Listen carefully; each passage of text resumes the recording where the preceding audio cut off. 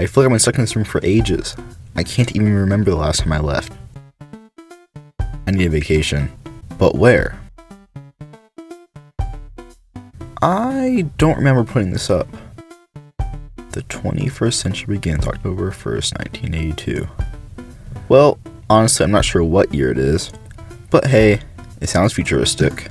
Let's see here. EPCOT Center.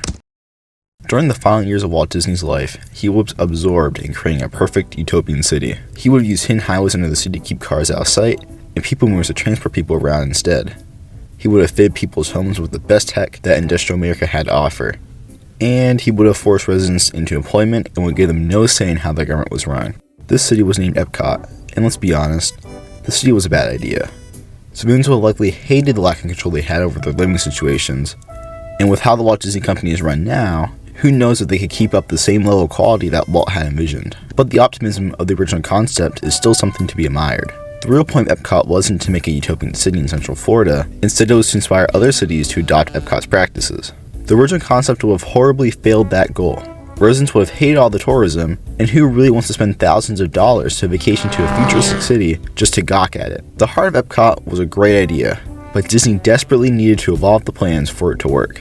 When Walt died, so did the original plans for EPCOT. Imagineering instead focused its efforts on the Magic Kingdom and the surrounding resort areas. The Walt Disney World Resort would open on October 1st, 1971. The park instantly became a smash hit and an iconic part of American culture, just as Disney had been, if not more so. With the success of the Magic Kingdom behind them, Imagineering once again looked at EPCOT. This time, the plans evolved into a theme park. Over time, the park would be divided into two distinct sections, Future World and World Showcase. The park would act as a permanent World's Fair, with the former section representing technology, innovation, and the human spirit, and the latter representing different cultures from around the world. EPCOT Center, as it had now been named, opened on October 1st, 1982. Future World opened in 1982 with 5 pavilions: Spaceship Earth, Energy, Motion, The Land, and Communicore. The Imagination Pavilion also opened with the park, but its anchor attraction, the fan favorite Journey to Imagination, opened up in 1983. That same year, Horizons also opened up, and in 1986, The Seas opened up. Finally, in 1989, the Wonders of Life Pavilion opened, marking the last new EPCOT pavilion to be built. When guests entered EPCOT, they'd be greeted by the instantly recognizable Spaceship Earth. Spaceship Earth is a one-of-a-kind dark ride, taking guests through the history of humanity using the lens of communication. This attraction has gone through countless iterations, but the ride has still kept the same theme and quality. Many people like to call Spaceship Earth the thesis of EPCOT, an attraction that embodies all of its ideals. But I don't really think this is true. Spaceship Earth is a guided tour that brings you through the history of man, but once it reaches the modern day, it stops. EPCOT is, at its heart, about the future and innovation, not history. It also focuses almost exclusively on communication, and while that is obviously important, EPCOT isn't solely about it. Don't get me wrong, Spaceship Earth is a great ride. It's actually one of my favorites. The sets are unique, the pacing is excellent, and the script is thought-provoking. It is everything EPCOT attraction should be, but it is not its thesis. Horizons is. Horizons was located on the east side of Future World, between the Energy and Motion Pavilion. Horizons is, in every way, the thesis of EPCOT, putting together elements of transportation, communication, agriculture, etc. to show off an optimistic but achievable future. The ride is best described as a lesson on the past and present of the future, showcasing classic sci-fi writers like Jules Verne and ideas of the future from different generations, before finally taking you into Imagineering's modern interpretation of the future. I'll be honest, this attraction has not aged super well. Many of the ideas of the future have either already happened or are just too impractical. But the spirit of the attraction is still strong, and with some renovations, it would have still been great. Neighboring Horizons is the Energy and Motion Pavilion. Within the Energy Pavilion was the Universe of Energy, a slow-moving, theater-style dark ride about, you guessed it, energy. This attraction is what gave EPCOT its stigma of just being a bunch of boring rides filled with corporate propaganda. Welcome to the electric car of the future, sponsored by the gasoline producers of America. Hello, I'm an electric car. I can't go very fast or very far. Obviously, there's nothing wrong with Disney taking sponsors for their attractions. Some of the best rides ever were created through sponsorships, but the explicit biases and lack of nuance on such a vital topic do not work for a ride that is almost purely information. The Universe of Energy is just too much information, and the information it gives isn't even that helpful. The opposite problem goes for the Motion Pavilion, and its main attraction, the World of Motion. This slow-moving dark ride takes guests through the history of, once again, You guessed it, transportation. But the problem with this attraction is that it isn't educational enough. I might be getting a little controversial here, but the gags in this ride are neither funny nor timeless. They date the ride, and since there's barely any educational value in this attraction, they also make it just a bore to get through. The World of Motion and the Universe of Energy are the only two attractions I consider to be so dated, they ruin the experience. Horizons does feel a bit dated, sure, but the rides still hold on okay in the modern day. But with time, both the World of Motion and the Universe of Energy have lost most of their entertainment or educational value.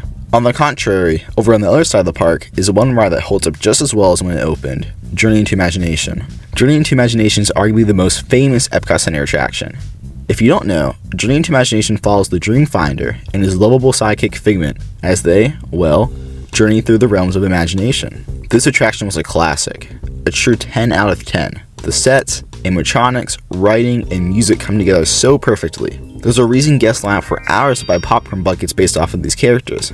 They're just so lovable and charming, even in the first scene they're introduced, it's impossible not to fall in love with them. And the theme is just such a wholesome lesson about the power of creativity in all fields of creation. Journey into Imagination is easily my favorite ride at the park. Next to the Imagination Pavilion is the Land Pavilion, featuring Soarin'.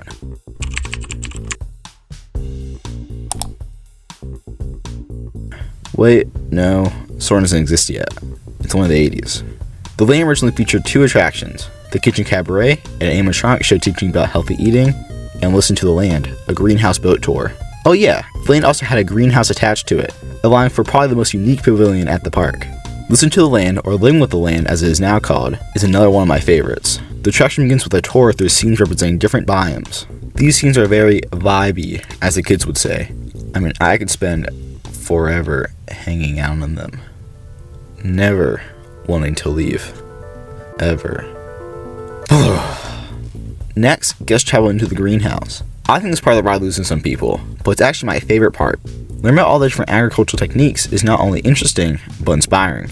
The Land could have easily been a pavilion about nature and animals, and while there's nothing wrong with that, a pavilion about how humanity cultivates the land is a lot more relevant to us and Epcot's theme. The other attraction in the Land is not nearly as perfect.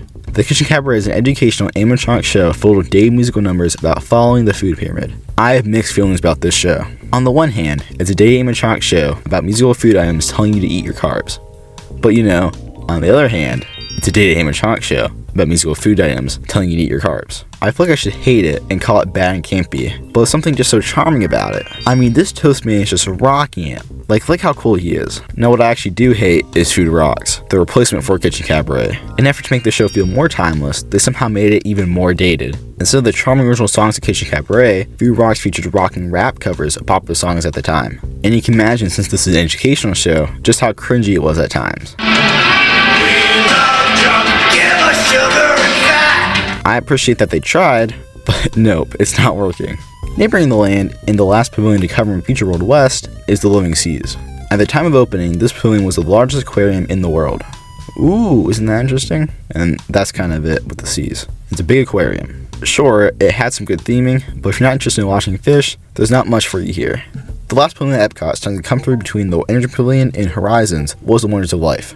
This pavilion focused on human biology and health. It is clear that this pavilion opened separately from the rest of the park, from it prominently featuring Disney characters, which the park usually strayed away from, to its blatant 80s aesthetics. This pavilion featured two main attractions, Body Wars and Cranium Command. The former was a simulator attraction, similar to Star Tours, taking guests through the human body. This attraction was infamous for causing motion sickness and nausea, but even ignoring that, it just wasn't really that good of an attraction. Star Tours is clearly the superior ride, and once it opened up in Disney MGM Studios, there was no need for Body Wars' existence. But Cranium Command, the other main attraction in the pavilion, was fantastic. Cranium Command follows Buzzy, a meek recruit who aspires to pilot a human brain. The show follows his adventures piloting the brain of an adolescent boy, where, as you can assume, hijinks ensue. Everything from the pre-show animation to the character designs to the writing is just so flawlessly done. Buzzy is obviously the star of the show here, and he's just so much fun to watch, and it's impossible not to root for him. General Knowledge is a hilarious character of no-nonsense drill sergeant type, and his interactions with the cute little Buzzy are just so amazing. The attraction does lack a little in the ways of actual science, but it easily makes up for that with a decent life lesson about teamwork and keeping it calm. What this attraction is most famous for actually happened after its closure though, when the animatronic for Buzzy was stolen. This story is way too complicated for me to feature in this video, and the case has yet to be solved, but I find it so fascinating that someone just picked up an entire animatronic and took it out of the park. The final pavilion left to cover is CommuniCore. CommuniCore served many purposes over its lifetime, but it's best described as a permanent CES, showing off different future technologies. CommuniCore is easily the most dated of the Epcot pavilions, but that's kind of in its nature. If it didn't constantly date itself, then the technology wouldn't be relevant to the guest. One of my favorite stories about Epcot actually has to do with this pavilion. CommuniCore opened up with a show called the Studio Computer Review. The goal is to make computers seem less frightening and more friendly, but home computers had already become a thing by the time the park opened. So of course the show instantly dated itself. But other than that, I don't really have much to say about CommuniCore. The Tron Arcade would have been cool, I'm sad it got canned, and this guy looks oddly familiar, but that's kind of it. And with CommuniCore, that's all Future World covered. I'm not really sure what a country or nation is, so I'm just going to stay away from that area. But you know what? I feel ready for this trip. Let's see, my bag's packed. Did I leave the sink on? Wait, no, I don't have a sink. Alright, I think I'm ready to go. Where's my door? If you ask someone what Epcot is about, they will likely say it's about edutainment. That the goal of the park is to teach about history, science, culture, and art. While I don't think that is false, I think they're also sort of missing the point. Epcot isn't just about teaching, it's also about inspiring. The Universal Energy isn't just teaching about energy for the sake of education, but rather so that you can be inspired and be urged to learn more and innovate in the field. Dream Imagination doesn't give you a lesson on the brain and how creativity works, a history lesson, or an analysis of some famous work of art. Instead, it guides you through different fields of creation and inspires you to set your mind loose and dream of new ways to innovate in those areas. Listen to Lane doesn't just teach you about different methods of growing food, but shows how vital creative problem solving and unique solutions are to farming. Spaceship Earth guides riders through the history of humanity. It shows how vital communication is to our growth as a species, before allowing the riders a moment of quiet reflection overlooking our Earth. Especially with all the new technology that surrounds us now, that moment gives the riders a minute to think and dream up how our new technological blessings will allow us to innovate as a society and species. And Spaceship Earth also gives the rider an invaluable sense of optimism. Spaceship Earth presents the riders with tremendous obstacles, and then shows how humanity has overcome them. And it also tells the riders how great of a time it is to be alive. People often use social media, the internet, and computers all as an evil.